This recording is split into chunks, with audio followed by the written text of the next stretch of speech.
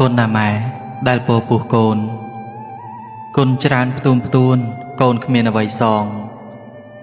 គុណខ្លាំងណាស់បីបាច់ថ្នាក់ថ្នមគុណឲ្យផ្សងបានជួបម៉ែទៀតកូនណាម៉ែតែងលើកលែងទោសលើករាល់កំហុសឥតបីឃ្លៀងឃ្លាតកូនឲ្យម៉ែចិត្តមិនចង្អៀតកូនម្ដងទៀតហើយណាអ្នកម្ដាយកូនឲ្យម៉ែតែងនៅខាងកូនទោះធ្លាក់ដល់សូន្យម៉ែនៅក្បែរកាយកូនឲ្យម៉ែដែលមិនឃ្លាតឆ្ងាយកូនអ្នកម្ដាយជាទីគោរពកូនឲ្យម៉ែដែលស្ដីប្រដៅកូនដែលនៅក្បែរកូនថ្ងៃយប់កូនខ្លាំងណាស់អ្នកម៉ែជាម្លប់កូនម៉ែសពគ្រប់ចាំមិនភ្លេចឡើយកូនអ្នកម្ដាយកាយកាន់ក្រសោប